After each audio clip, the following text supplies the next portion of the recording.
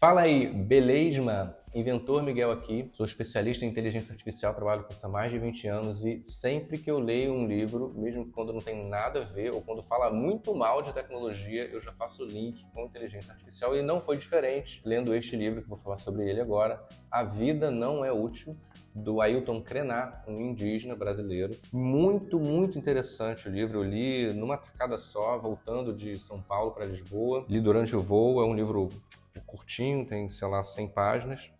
E muito bom o livro, me trouxe várias reflexões. A primeira delas não tem nem a ver com o conteúdo do livro em si. O livro foi escrito pelo Ailton Krenak, mas ao mesmo tempo não foi. Por quê?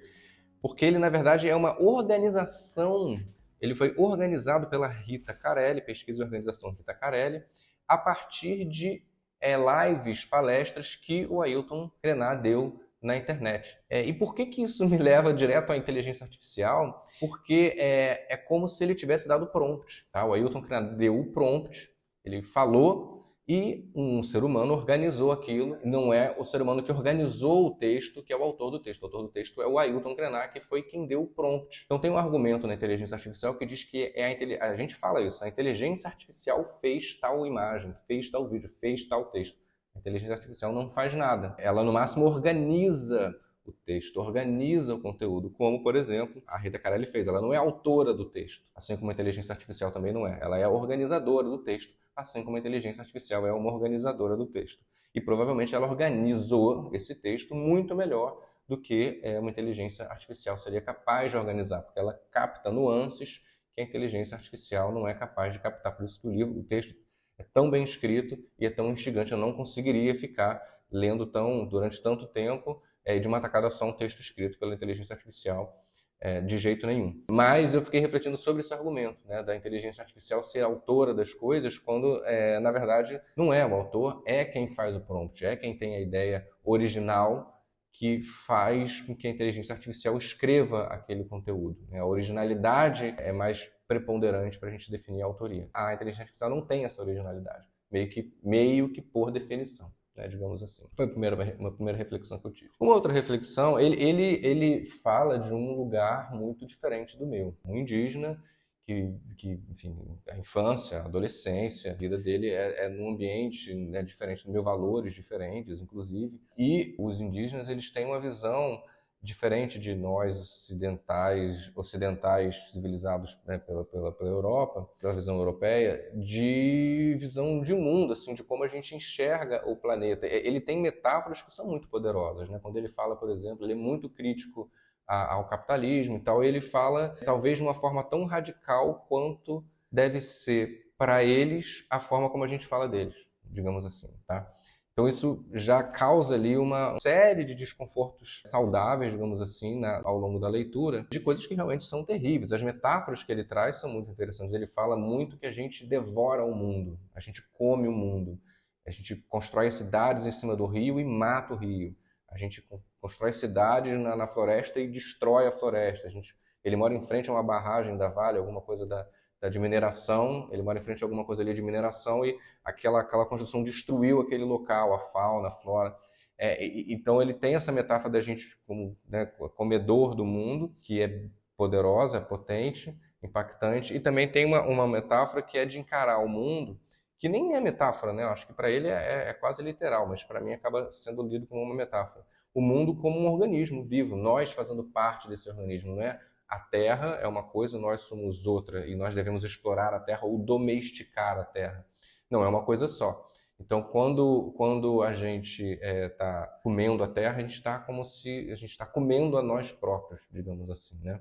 Na visão que ele traz dos Krenak. Também é muito interessante essa metáfora. O livro foi escrito ali meio que no final da pandemia, ele trata a pandemia mais uma metáfora que me marcou muito. O livro é muito metafórico, abstrato em alguns momentos, mas a leitura é muito boa, muito instigante. Assim. É um chamado, né? Um convite a você continuar fazendo aquela leitura. E muitas vezes eu estava quase que dialogando com ele, parando a leitura, pensando. Né? São 9 ou 10 horas de voo.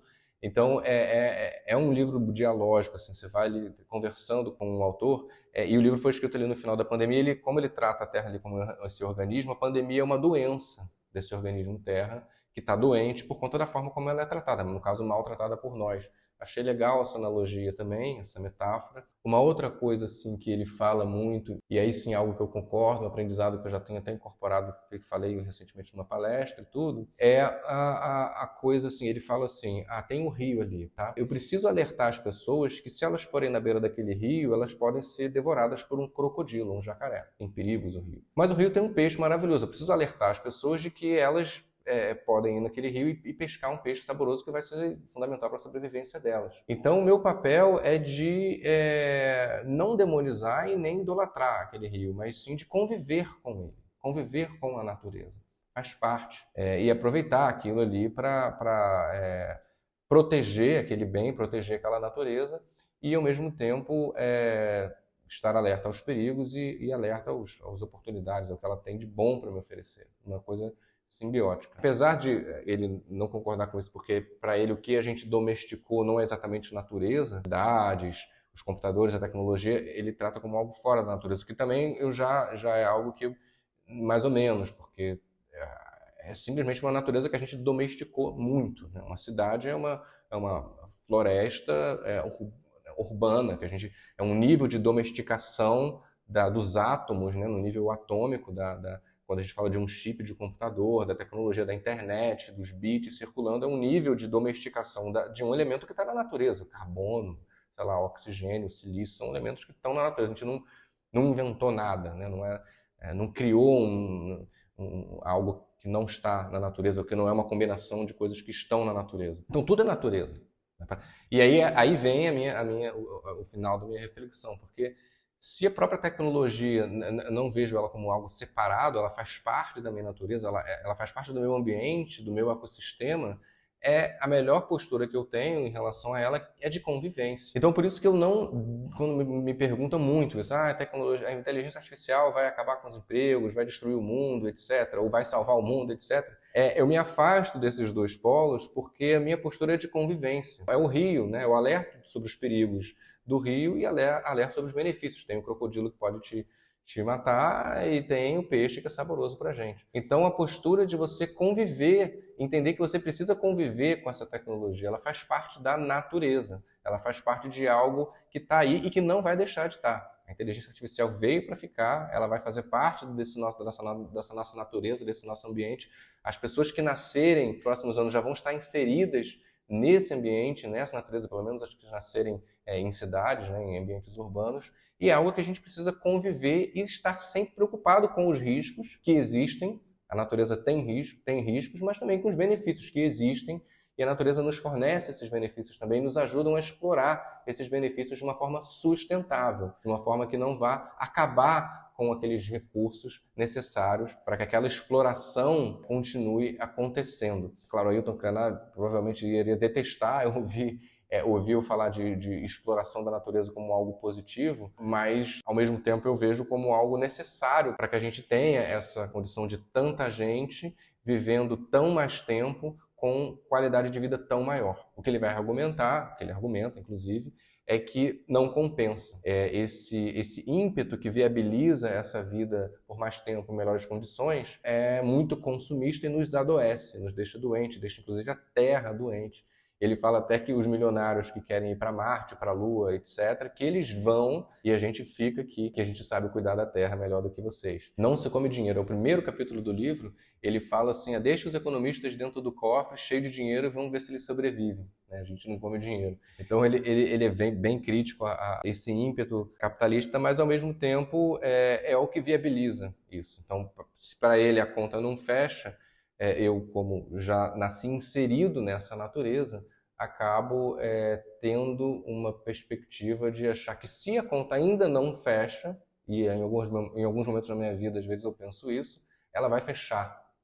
Então eu sigo otimista em relação a me apossar, me apropriar dessas tecnologias e me preocupar com os perigos e alertar os meus colegas, os meus concidadãos desses perigos e alertar também sobre os benefícios e como a gente deve usar isso de forma sustentável, de forma que a gente mantenha um uso saudável para a maior quantidade possível de pessoas, para aumentar o bem-estar e a nossa qualidade de vida no final das contas. Então, A Vida Não É Útil, Ailton Krenar, já é o terceiro ou quarto livro que eu leio dele. Sempre reflexões muito, muito interessantes, radicais, tudo diferente da minha forma de pensar e talvez por isso mesmo tão interessante. É algo que a inteligência artificial jamais conseguiria me dar.